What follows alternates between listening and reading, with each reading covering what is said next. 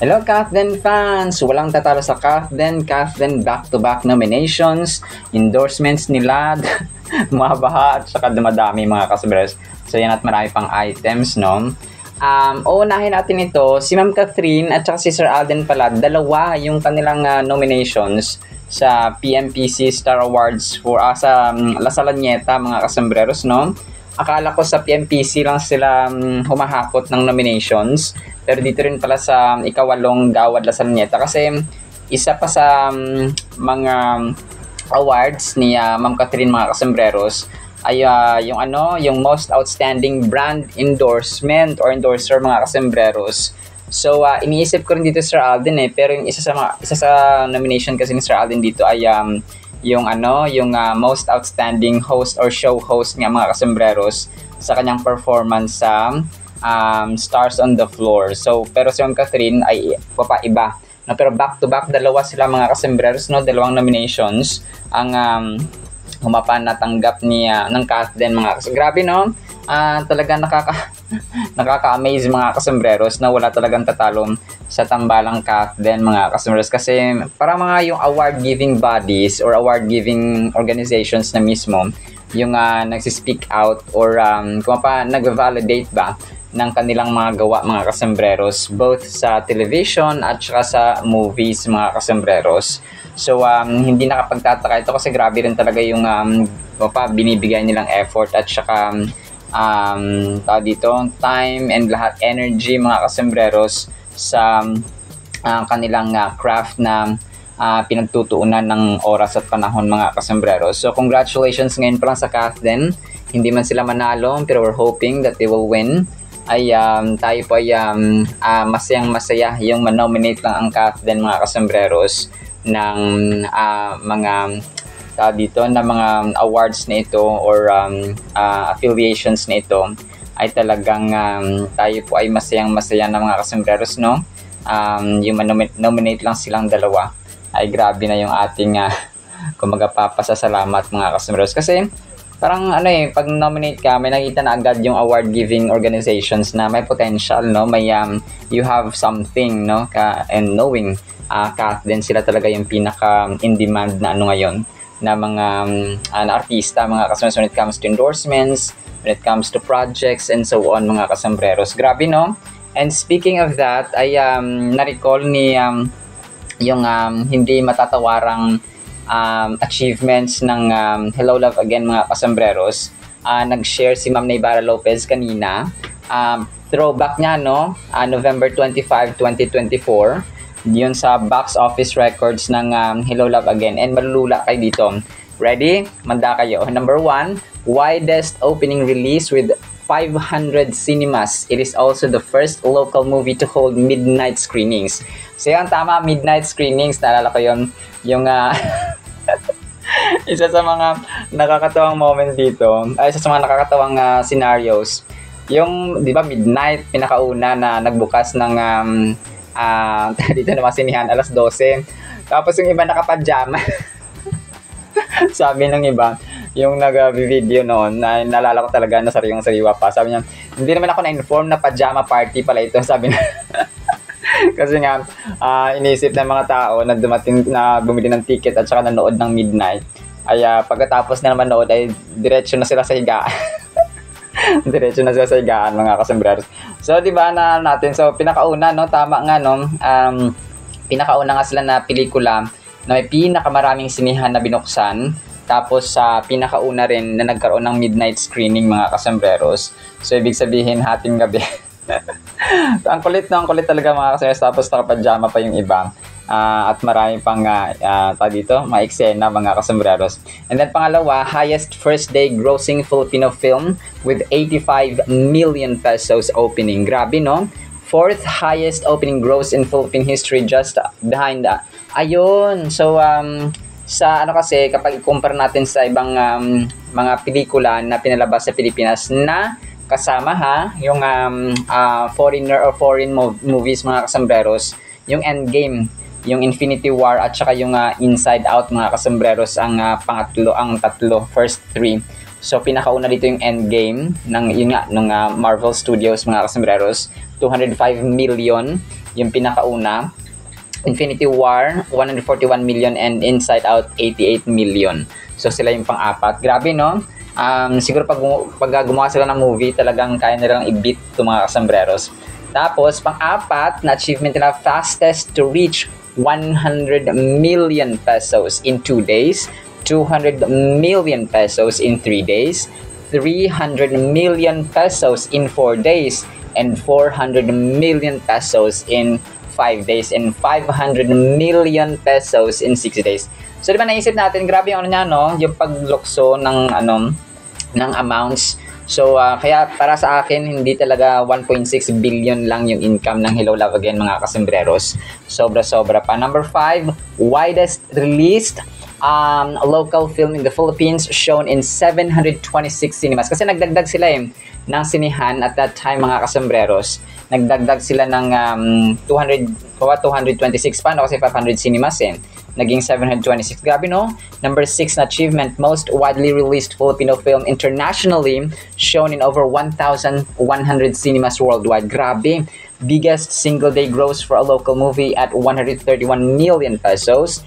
Biggest opening weekend gross for a local film at 493 million pesos, surpassing the House of Us, no? Kasi yung Kathniel Days dati, kasi yung sa kanila dati ay yung weekend nila na gross ay 279 million pesos, no?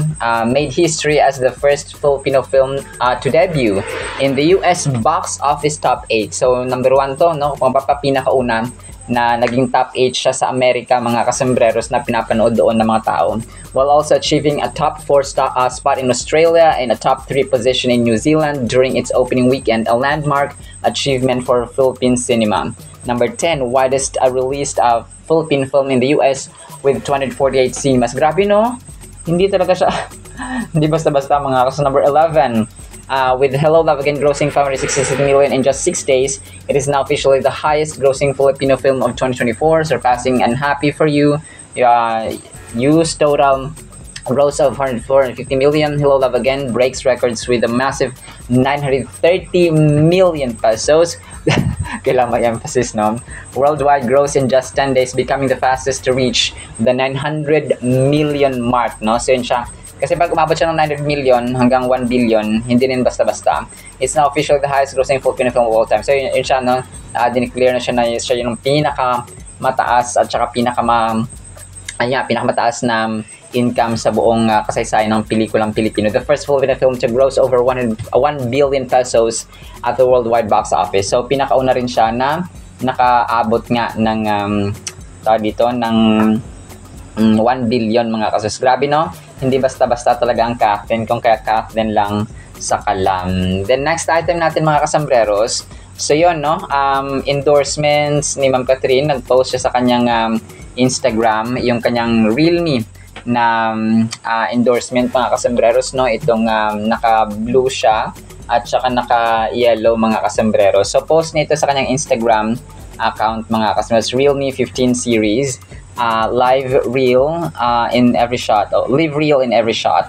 She's everywhere, sabi niya. At Bernardo Cath, and then Realme Philippines, then si Dana, and then si John Valle, Owen Sarmiento. So para nakita niya sa isang mall siguro ito. Tapos meron pa siyang yung Realme niya, ay meron siyang parang dala dito yung gold na damit niya, and then the yellow, and then yung blue, mga kasembreros. So grabe, iba talaga, ibang klase si Phenomenal Box Office Cinema Queen, no? And then speaking, Sir Alden, of course, no, hindi rin siya nagpahuli, mga kasembreros. Yung Sting niya ay nag-post din ng bagong Facebook post, mga kasembreros. So sabi dito sa kanyang caption ng Sting, kasama niya si Maris Racal dito, no, sa Sting, mga kasembreros na endorsement. Di pa tapos ang Sting Lang Yan Challenge prizes, mga lods. Ito na rin ang consolation prize winners ng humahataw na Sting merch, no? So may merch sila, mga kasembreros. Tapos nag-post na dito ng mga winners nila, no? Consolation prize winners, mga kasembreros and mga Cathinatics. And then yung kanyang isa pang endorsement, mga kasembreros, naano siya dito na feature sa Kapuso PR Girl, mga kasembreros. So yung kanyang yung kanyang 30, no, 22 hours ago, Sabi niya dito ng Kapuso Girl, like, kindness goes a long way and it starts with all of us here. Tapos my heart, Sparkle Jimmy Art Center launched its Click Kindness or hashtag Click Kindness campaign during its 30th anniversary concert with Asia's multimedia star, Alden Richards, calling out the negative impact of online bashing on mental health.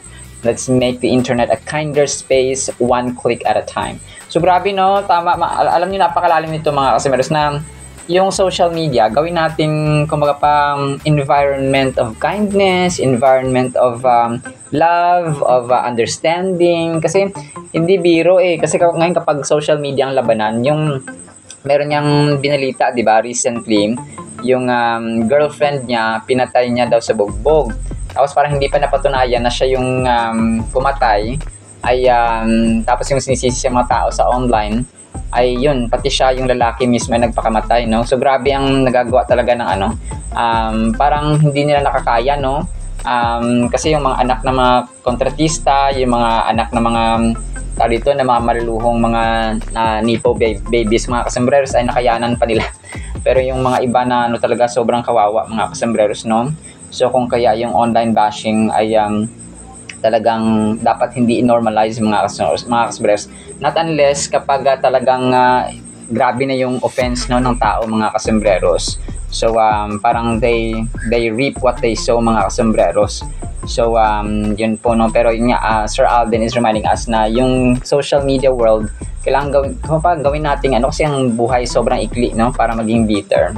And then ito, so another ni Sir Alden, no, yung kanyang CDO, nag-post sa kanyang Facebook account kanina.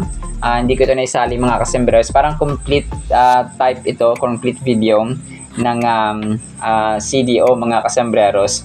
So parang ang kulit-kulit niya Pops Alden dito. So kasama of course si Daddy Bay, mga kasembreros. So ang cute niya. Sobrang tawag. Parang sila dito na matik, sabi niya. parang tayo dito, parang nakita ko tayo yung character niya kasi dito na tuwing pag may behind the scenes, nakita mo yung kakulitan niya, yung childish yung childish moments niya. So parang talagang yung character nilang dalawa talagang nagkakatugma, mga kasembreros. Parang isipin mo talaga na pag sila talaga nagsama talaga, walang dull moments, mga kasembreros. So yun talagang pag seryoso, no, pag 1, 2, 3 action, diba? Parang ganun. So pag seryoso, pag kulitan, walang basta ganang trip, mga kasi kapag si Ma'am Catherine nagsimula ng kulitan, ay nako, sunod agad si Mr. Fulkerson, ganon. pag si naman natatawa ko na sinabi niya, natatawa daw siya at saka parang natutuwa daw siya kay Alden kapag binabad trip niya at saka binibiro-biro, parang gano'n. Sobrang ka talaga, attorney. Pilya talaga si attorney. And then ito, sobrang cute nito, mga kasembreros. Doon sa may Rexona, namigay pala siya ng may bit siya na, hindi ko alam kung ano to, parang Rexona sticker, something like that, mga kasembreros. Tapos ang cute, siya mismo yung nagdadala at saka namimigay nun, mga kasembreros. Tapos habang namimigay siya, binibidyohan siya, mga kasembreros, no? Sobrang cute lang ni Ma'am Catherine. Kasi siya mismo yung siya mismo yung namimigay, mga kasembreros. So hindi mo kalain na isa siyang Asia's multimedia star. Kasi nga down to earth, no, si attorney. And then ito, sobrang kulit din ito, mga kasembreros, no? Yung best friend niya, parang best friend niya ito, mga kasembreros.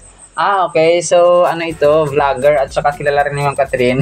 Ang cute ng tili niya, parang bata si Catherine. O parang nag-aalabata nga siya, mga kasembreros, no? Ang kulit-kulit kasi nga pareha silang parang nagse-celebrate sila pareho ng kanyang mga achievements, mga kasembreros. Kasi nga nakatapos sila ng 10 kilometer, mga kasembreros, na dito, na run, mga sobrang kulit lang. Pareho na silang may medals, mga kasembreros. So yung lalaki nito parang may parang vlogger din ito, mga kasembreros. Tapos close sila ni Ma'am Catherine, mga kasembreros, no? Sobrang kulit, parang mga bata na binigyan ng lollipop or ng ice cream, mga kasembreros. And then ito, next item natin, mga kasembreros. Sobrang dami, no, ng updates ng Kathleen, mga kasembreros, and I'm so thankful, no, we're so thankful. Dahil maraming updates. So ito, no, ginawa ng isang Kathleen admin. Ang cute kasi pinartner niya ang Kathleen, mga kasumberos, na parehong tumatakbo, no, sa street. Si Ma'am Catherine niya dito sa kanyang kakatapos na Rexona, and then si Pops Alden naman dati sa kanyang running time, mga kasambreros. Minsan kasama ni Sir Alden dito ang Kim Pao, no? Sina Ma'am Julia, sina Ma'am Kim Chu, sina Sir Paolo Avina, of course, no? Si Sir Mauro Lumba, mga kasambreros. So, talaga nakakatuwa lang, no, kapag ganito ang ginagawa ng Kathleen, mga kasambreros. And then ito, so si Sir Alden, na-feature siya, no, dito sa J727 Big Win. Parang pakireport nga to app ginagamit si Alden. Okay. So, parang niloloko pala dito, no, kasi ginagamit si Sir Alden, mga kasambreros. Sabi niya dito ay parang kinwote daw ito ni Sir Alden, pero wala naman, mga kasambreros. Sabi niya daw dito, J727 Big Win. I've never encountered an app where you can earn money 100% guaranteed, and now I know why this is trending. I'm talking about J727, guys. Imagine, just top up 100 pesos and they give you back 400 pesos straight to your account. So, tapos yung picture ni Sir Alden dito ay ginamit, no? Tapos parang sasabi ng si Sir Alden daw ay naglalaro nito. Parang pagpo-promote ng online gambling or online sugal, mga kasambreros, which is hindi. So, i-report natin itong J727 Big Win, no? Sa kanilang Facebook page, mga kasambreros. So, kung kayo po ay free nyo, kung free, pwede nyo po itong i-report, mga kasambreros. Ginagamit yung picture na kunwari si Sir Alden na nagsabi nito na nagpo-promote ng J727 Big Win, pero hindi pala.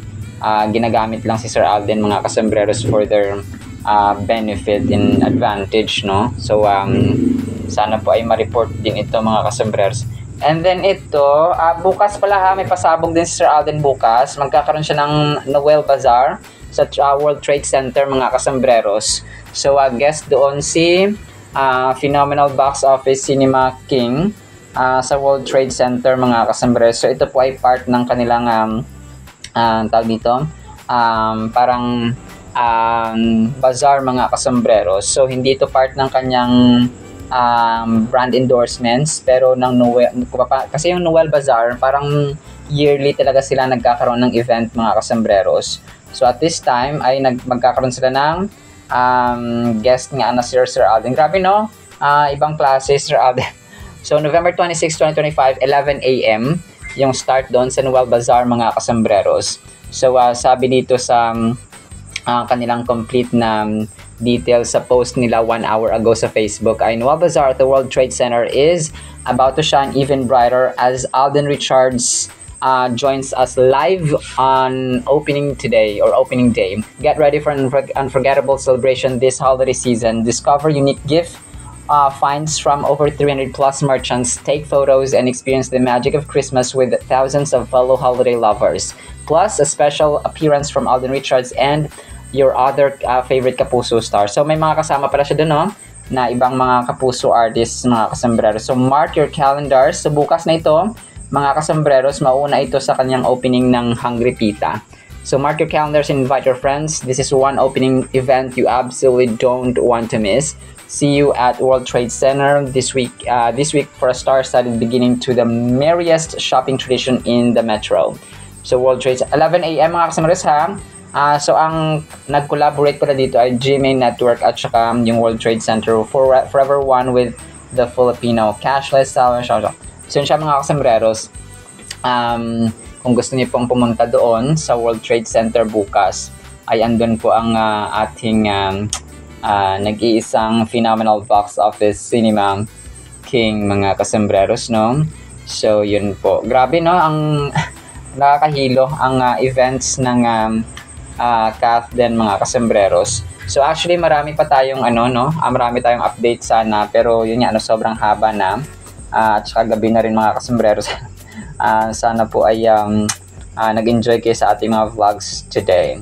So yun lamang, no, sa ating Kathleen items. Sorry, last pa pala, mga kasambreros, no, yung prayer ni Sir Alden. Sorry, muntik ko na makalimutan.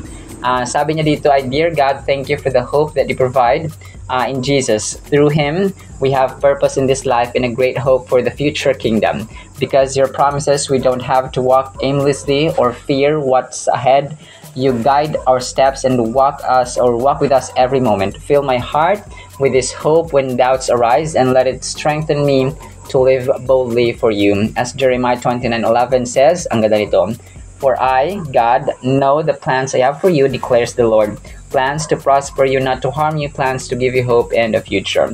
Thank you for this unshakable hope. In Jesus' name, amen. So, pasensya na po nakalimutan, no? Ang prayer ni Sir Alden. The last but absolutely not the least, mga kasambreros. So, yun lamang, no, sa ating cat and items and sa prayer, of course, ni Sir Alden. Sana po ay pakinggan po natin ang napakandang salita po ng Panginoon. Blessed Tuesday evening po sa bawat isa. At para po sa ating Word of God is sobrang ganda po nito ha. Sana po ay patapusin natin. Ang title po ay Ang Tunay na Pantas. Ano kaya to? Proverbs chapter 1 verse 5. A wise man will hear and increase learning, and a man of understanding will attain wise counsel. So ito mga kasambres, ang pantas ay kaalaman, no? Or maalam, knowledgeable, more than knowledgeable, more than intelligent, more than sagacious, more than crackerjack, so sa English vocabulary terms natin, more than shrewd, more than sagacious mga kasambres, and more than prudent, prudent and wise. So ito siya. So pantas, wise, malalim na Tagalog ito mga kasambres sa maalam, okay? Matalino. So yun, mas mataas pa siya at mas malalim kaysa sa term na matalino mga kasambreros. So ang verse na ito ay pinakaunang chapter, unang-una sa lahat sa Book of Proverbs, na kung saan ay nag-highlight ng kahalagahan talaga at mataas na worth ng pagsisik, no, paghahanap ng wisdom. Kapag ikaw ay naghahanap ng wisdom, hindi mo naman siya hanapin sa palengke. Oy, wisdom, halika dito, masok ka sa isipan ko, sa utak ko. O hindi ka naman pwedeng pumunta dun sa opisina or sa park or sa malls. Hindi mo siya doon hahanapin. So we have cell phones, we have books, now we have Bible, unang-una sa lahat mga kasambreros. So understanding, okay? Ang understanding ay kalaki po yun ng wisdom. If you have wisdom, you will understand things. Bakit nga ba nangyari ito? Bakit ba ginawa ng kapatid ko ito? Bakit nga ba ginawa ng asawa ko ito? Bakit ginawa ba ito ng magulang ko o ng anak ko? Bakit nga ba ito ginawa ng kaibigan ko? Bakit nga ba ito ginawa ng subscriber ko, ng follower ko? Bakit nga ba ito ginawa ni ganito, ni ganyan, ni ganito? So, you will understand things. And failure sometimes na nagagawa ng ating anak, asawa, kapatid, magulang, and so on, ay normal yun mga kasos, and we will understand. So, kasi kapag ang understanding, wala po yan sa loob ng tahanan at wala sa tao, magkakaroon yan ng backlash. Okay? Kasi, bakit mo kasi ginawa yan? Bakit kasi ginawa? So, magkakaroon sila ng pagtatalo mga customers kapag wala ang understanding sa isipan at sa pagkatao ng isang individual mga kasambreros. So, kung kaya mahalaga na meron tayong pantas, na meron tayong kaalaman, maalam tayo, pantas tayo mga kasambreros na sa ating buhay. Hindi naman ibig sabihin na mag-excel ka talaga, maging top 1 ka parati sa school, sa klase, or sa trabaho. Hindi naman ganun, no? Ang pantas is you have wise judgment, you have proper and right judgment, fair judgment ba, at saka conclusion sa isang bagay, sa isang scenario. So, kunwari, nagkamali ang anak mo, so you have to ask, no? You have to probe, no? Ano bang nangyari? Bakit ba ganito? Bakit ganyan? Huwag agad mag-conclude sa isang opinion or sa isang statement or sa conclusion na hindi mo pa nakikita yung buong detalye. So, doon kasi minsan kapag driven ka ng galit, tapos mali pala yung akala mo, so nag-jump ka ito conclusion, sinuntok mo, sinampal mo, pinalo mo, iba dyan, sinasaksak talaga yung mga taong kagalitan nila. So, ang tendency ay damage is done, tapos maling akala pala, no? Kasi nga walang understanding. So it's really important mga customers, and nga makinig, no, active listening. It's really important na active listener tayo mga customers sa mga advice, sa teachings ng mga wise individuals. Si mga pastors natin, yung mga guidance counselor, teachers, magulang natin, mga guardians natin, o kung sino man dyan na pwede natin mapagkuhaan ng counsel at ng payo mga kasambreros. So the verse suggests that a true knowledge and insight can be acquired through humility and receptiveness to the words of those who possess understanding by emphasizing the value of attentive listening. So yun, ang attentive listening, kapag ikaw ay nakikinig, no, sabi dito humility, ang taong nakikinig ay humble po yan. ang taong sumusunod ay ang taong sumusunod at saka attentive kapag pinapayuhan ay mapahumble po yan mga kasembreros. So kung kaya kapag tayo po ay pinagpapayuhan, wag nating isara ang ating mga tenga mga kasembreros, kasi kapag sarado ang ating tenga, sarado ang ating puso, ang ating isipan, there will be no growth for learning. Walang mangyayari sa buhay mo kapag ikaw ay pinagsasabihan ng nanay mo, magulang mo, tapos ng kuya, ate mo, or kung sino man dyan, tapos hindi ka nakikinig, ay wala pong mangyayari, wala kang growth, no, and development sa iyong buhay. Wala kang paglago ba mga kasembreros. That the wise listen and add to their learning encapsulates the idea that wisdom is not a stagnant quality but a continuous process. It emphasizes the importance of ongoing education and growth, even for those already considered wise. This notion challenges us to remain open to new knowledge and insights, fostering a mindset of curiosity and receptivity. So yun siya, dapat yung knowledge, yung wisdom natin, ay tuloy-tuloy siya, hindi siya stagnant, hindi siya tumitigil lang sa isang isang stage, no? Kunwari ngayong taon mag-learn ka, tapos next year hindi ka na makikinig. So hindi po ganoon, kasi nga araw-araw ay may experience, araw-araw ay may learning din tayo mga kasembreros. So experience, no? One of the greatest teachers talaga ang experience. Kumbaga nagkamali ka na sa larangan na yan, sa ginawa mong yan, so wag mo nang ulitin. Kunwari, nag-try ka ng ganito, hindi naging successful, so you have to try another one. Pero, iibahin mo yung style mo. So, ganun siya mga kasembreros. So, in conclusion, Proverbs 1 verse 5 stands as a timeless admonition that wisdom is a journey rather than a destination. So, yan, journey siya, hindi siya destination. Kumbaga wisdom, hindi lang siya ngayon. Nakarating na ako sa wisdom part. Nakarating na ako sa destination ko na pagiging wise. So, hindi po ganun mga kasembreros. Si King Solomon, nung nabubuhay siya, he continuously learned. Hindi lang tumigil sa pagiging 30, 40, 50, 60 years old, 70 years old. Hindi siya tumigil sa ganong edad, no? Kasi nga ang buhay ay may natututunan tayo araw-araw mga kasembreros. So hindi siya timeless siya. No, hindi siya applicable lang ngayong 2025, hindi siya magiging applicable lang 2026, hindi lang siya magiging applicable lang 2027, but it will be applicable sa lifetime natin mga kasembreros. It urges us to be perpetual learners. So perpetual learners, walang katapusan. Kung yung ating pag-aaral sa eskwelahan ay may katapusan, di ba? So hindi yung ating buhay bilang tao ay wala pong katapusan ng ating learning. Kumbaga hindi nag-end sa ating 40 years of existence, no? Sa ating, syempre kapag namatay na tayo, na doon na matatapos mga kasembreros. So kasi sa school, di ba, pagkatapos mo ng college or master's degree or doctorate degree, ay matatapos na rin, no, yung iyong pag-aaral mga kasembreros. So sa buhay, hindi po ganoon mga kasembreros. So always willing to observe knowledge and seek guidance. By embracing this mindset, we can navigate life's complexities with greater insight and grace, enriching our understanding of the world and our place within it. So to increase in wisdom and understanding, we must pay attention to the wisdom and instruction that is available to us. So kahit yung mga content creators, maraming namang mga educational content creators mga kasembreros na pwede tayong matuto. And sa advance ng technology like TikTok, no, may mga doktor na mga nag-online, talaga nag-share sila ng kanilang mga best practices when it comes to health conditions, yung mga paano maiwasan ba nun dyan, sila Doc Willie Ong, may mga sikat na mga doktor na pero marami ring nagsusulputan ngayon ng mga medical practitioners and medical professionals mga kasembreros na talagang nagbibigay sila ng libreng consultation, no, na dati ay hindi nagagawa without the advancement of technology and cellphone nga mga kasembreros. Ngayon talaga nakakatuwa, no? May mga problema ka sa colon, may problema ka sa mga kasukasuan, may problema ka kasi all in one sila. No, may mga nephrologist, may mga family medicine. Scroll ka lang sa TikTok, no, at saka mag-follow ka na. May mga attorney din, no, may mga legal practitioner, yung mga lawyer na talaga. So nagbibigay sila ng mga tips, nagbibigay sila ng kanilang knowledge, nag-share sila ng kanilang knowledge mga kasi. So Marami actually, kahit mga construction worker, no, kahit na sino man dyan, mga kasombrero. Talagang marami na. So, nakakatuwa nga ngayon kasi sa TikTok talagang marami rin ang kunwari yung mga masakit yung kasukasuan mo, pwede kang umorder na mamurang mga parang salon pass dati, pero ngayon ay may mga ginger patch, no?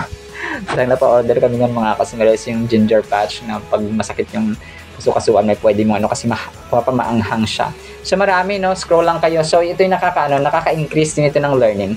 But most of all, and pinakamataas sa lahat talaga, yung salita ng Panginoon. Maraming mga TikTokers, mga vloggers na rin, kumbaga pa mga Godfluencer ang tawag sa kanila, mga kasombreros, because they influence. And nakakatuwa itong yung anak ni Manny Pacquiao na si Eman Pacquiao, mga kasombreros, kasi ang tawag sa kanya ay Godfluencer. Nagbo-boxing siya, ngayon ay naging partner siya ng GMA Artist Center. Nag-sign siya ng contract noong nakarang araw o kahapon yata, na kung saan nilalakad siya ni Attorney Annette Gozon, na sinabi sa kanya siya yung Godfluencer. Kung may mga influencer sa ating society, fashion influencer, siya po ay tinatawag na Godfluencer because pastora pala ang nanay nito, no? And of course, Manny Pacquiao is a born-again Christian. So nakakatuwa na ang salita ng Panginoon ay ipapalaganap, no, sa ating bansa, mga kasombreros. And more to come. Alam kong marami pa ang Godfluencers na ma-raise up sa ating society as we go on, mga kasombreros. Alright, so naisingit ko talaga si Eman dito kasi ang buhay niya ay buhay na pati. Kasi sikat siya, no? Very siya ngayon, very trending siya, mga kasombreros. Itong anak ni Manny Pacquiao na si Eman Pacquiao. Na anak niya sa isang pastora, mga kasombreros. So, grabe yung pagpapalaki. Ito yung sasabi natin na kapag pinalaki ang bata sa salita ng Panginoon, no, sa pag-ibig ng Panginoon, disiplina ng Panginoon, ay lalaki rin silang mga mabubuting individuals na mga good influences, mga kasombreros. Alright, so yun lamang sa ating Word of God, ha. Naisingit ko si Emma. Nakapay pagpalain po tayo ng pag-ibig, pananampalataya, pag-asa, wisdom, no? Magiging pantas tayo, mga kasombreros, sa buhay. Especially sa pagbabasa ng salita ng Panginoon. And the fear of the Lord is the beginning of knowledge, wisdom, and understanding. In the mighty name of Jesus we pray. Amen and amen. See you sa next segment, mga kasombreros, and paalam po.